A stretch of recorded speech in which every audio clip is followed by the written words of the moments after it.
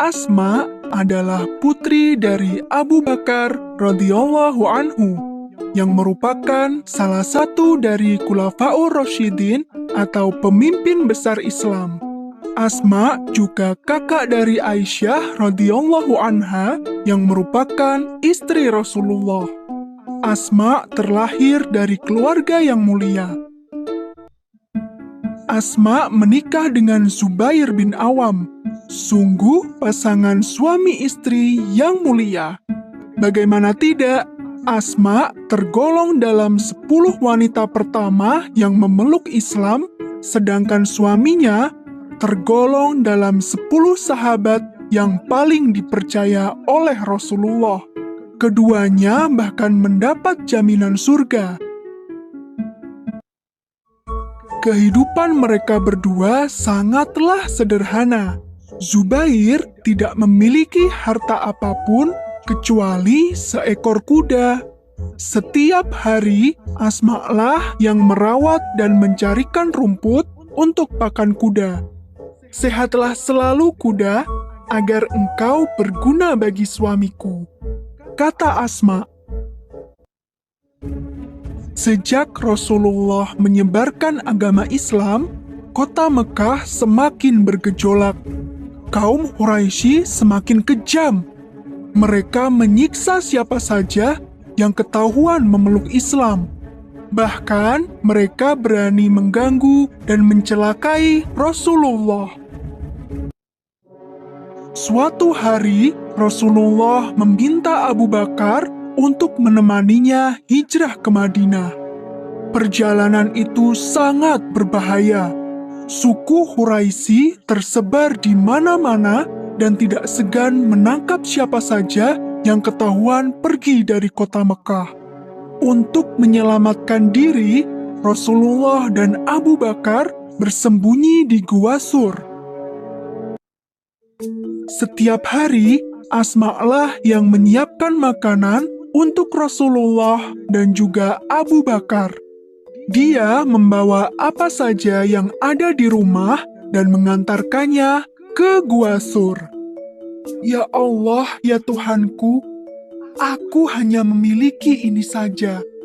Semoga Engkau memberikan keberkahan, ucap Asma sambil mengemas makanan. Asma berjalan sangat jauh untuk sampai ke gua. Dia harus melewati padang pasir dan mendaki bukit berbatu. Padahal saat itu, dia sedang hamil. Meskipun keringat bercucuran dan kaki-kakinya sakit, dia tetap tidak menyerah. Di hari terakhir, Asma menyiapkan banyak perbekalan. Hari ini, ayahnya dan Rasulullah akan berangkat ke Madinah. Namun, dia lupa membawa tali untuk mengikat bekal-bekal itu. Dia pun melepas ikat pinggangnya dan menyobek menjadi 2. Padahal, dia tidak mempunyai ikat pinggang yang lainnya.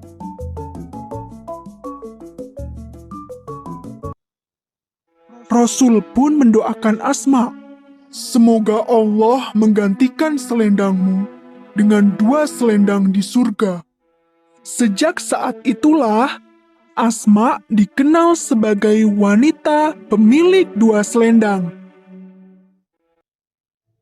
Setelah Rasulullah tiba dengan selamat di Madinah, beliau pun mengirimkan utusan untuk menjemput keluarga yang masih tertinggal di Mekah. Alhamdulillah, Asma begitu gembira karena bisa berkumpul lagi dengan Rasulullah serta ayahnya. Dalam perjalanan panjang itu, Asma melahirkan putra pertamanya di Quba. Bayi itu menjadi anak pertama kaum muhajirin di Madinah. Dan bayi itu bernama Abdullah bin Zubair. Kelak, dia akan menjadi pemimpin besar. Kehidupan Asma di Madinah tetaplah sederhana. Dia tidak pernah memiliki perabotan yang lebih di rumahnya. Dia selalu berbagi apa saja kepada orang yang lebih membutuhkan. Suatu hari, Abdullah bin Zubair bercerita bahwa tidak ada wanita yang lebih dermawan daripada Aisyah dan Asma, ibundanya sendiri. Untuk membantu keluarga Asma, Rasulullah memberikan sebidang tanah kebun kepada keluarga Zubair. Kebun itu ditanami kurma, dan yang bertugas merawat adalah Asma. Ketika masa panen tiba, Asma mengangkut sendiri kurma-kurma itu.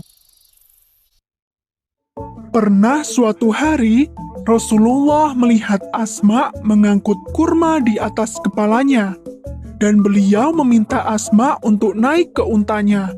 Namun, Asma menolak. Dia tidak mau naik unta bersama lelaki lain dan membuat suaminya salah paham, meskipun lelaki itu adalah Rasulullah. Zubair yang mengetahui cerita ini pun bersedih. Hatinya terasa berat. "Istriku, mengetahui engkau membawa kurma di kepala lebih berat daripada engkau naik unta bersama Rasulullah." Zubair sangat terkesan dengan kesetiaan istrinya itu. Asma mendidik anak-anaknya dengan tegas dan selalu berpegang pada kebenaran. Ketika anaknya Abdullah menjadi pemimpin besar, cobaan berat datang lagi kepadanya. Kota Mekah dikepung oleh pasukan Al-Hajjaj. Saat itu, pemimpin Al-Hajjaj memberikan tawaran kepada Abdullah. "Menyerah dan tunduklah padaku, maka aku akan mengampunimu serta memberikan harta dan kedudukan yang pantas." Abdullah begitu putus asa. Ketika menerima tawaran itu, hatinya sempat goyah. Abdullah meminta nasihat kepada ibunya, dan Asma menjawab, "Demi Allah, aku tidak ingin mati sebelum mengetahui kepastian nasibmu. Entah itu engkau menang dalam pertempuran, ataukah engkau dibunuh, sehingga aku dapat bersedih dan berserah diri kepada Allah." Mendengar jawaban ibunya, Abdullah pun memutuskan untuk terus berjuang. Dalam pertempuran itu, Abdullah meninggal dunia. Asma tetap tegar ketika mendengar kabar tersebut. Tak lama setelah putranya meninggal, Asma pun meninggal dunia. Beliau dimakamkan di Mekah. Meski usianya telah menginjak 100 tahun, namun giginya masih utuh dan pikirannya masih tajam. Selama hidupnya, beliau terus berjuang untuk agama Allah.